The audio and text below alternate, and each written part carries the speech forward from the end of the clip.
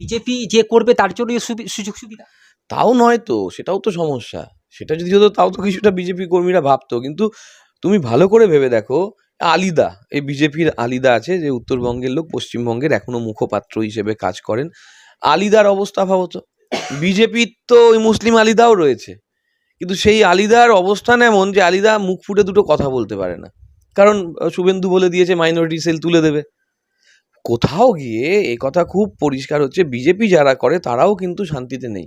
যাদের কাছে প্রচুর টাকা আছে, যাদের কাছে বিশেষ আছে, মানে ময়ের যে বিভিন্ন রূপ আছে সেইগুলো আছে, তার ওপর নির্ভর করছে বিজেপি। বিজেপি কখনো গ্রাসরুট কর্মী যারা পুরনো বিজেপি ছিলেন, যারা প্রকৃত প্রস্তাবে বিজেপির মতন মানে কংগ্রেসের বিরোধিতা করে রাজনীতিতে এসেছিলেন, অটল বিহারী বাজপেয়ী বা পরবর্তীকালে আডবাণীজি, এদের মাধ্যমে যারা রাজনীতি শিখে এসেছিলেন, তারা আজকে কোথায়? রাহুল সিনহাকে দেখা যায়? নেই।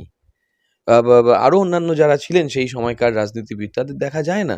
আজকে যারা দেখা যায় তারা শুধু হিন্দু মুসলিম করে, এবং ওই হিন্দুত্বের পোস্টার বয় হয়ে যাচ্ছে। ফলে বিজেপি করলেই যে বিজেপির লোকেরা সুবিধা পাবে তা নয়, তার ওরা 10টা মাথা নিয়ে চলছে। অ্যাকচুয়ালি রাবণের 10টা মাথা। একদিকে কামিনী কাঞ্চন, একদিকে শুভেন্দু অধিকারী, একদিকে শুভেন্দু অধিকারীর বলে ভাই ভাই অধ্যাপক সুকান্ত মজুমদার, কিন্তু আখেরে ভাই নয়।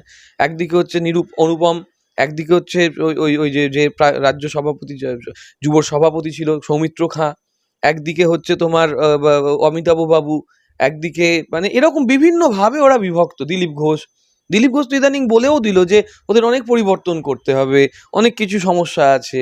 ফলে বঙ্গ বিজেপি বিশেষ করে যে দুরবস্থার মধ্যে দিয়ে যাচ্ছে সাংগঠনিক ক্ষেত্রে, ওরা বুঝতে পেরেছে যে যতই রাজরিয়ারা থাকুক, বাজাজরা থাকুক, লাভ ওরা করতে পারছে না। তার কারণ ওরা মানুষের সঙ্গে নেই, ওরা মানুষের পাশে নেই। আর তৃণমূল কংগ্রেস উল্টো দিকে প্রতিনিয়ত মানুষের সঙ্গে রয়েছে, প্রতিনিয়ত মমতা বন্দ্যোপাধ্যায় যে আদর্শে আমাদের দীক্ষিত করেছেন, সেখানে মানুষের পাশে থাকা, মানুষের সঙ্গে থাকা, মানুষের হয়ে কথা বলা, তাদের বিপদে পাশে থাকা, এইভাবে আমরা চলি। কিন্তু ওরা সিকিউরিটি গার্ড নিয়ে চলে, ওরা চলে হচ্ছে 50টা সিকিউরিটি গার্ড নিয়ে, এবং মাইক্রোফোনে ফুঁকে দেয়, আর একটু বাজার গরম করে দেয়, করে দিয়ে নিজের ইউটিউব, নিজের সোশ্যাল মিডিয়া পেজ একটুখানি ভারী করে নেয়, করে বেরিয়ে যায়। কিন্তু মানুষের পাশে থেকে থাকার যে রাজনীতি, সেটা ওরা করে না।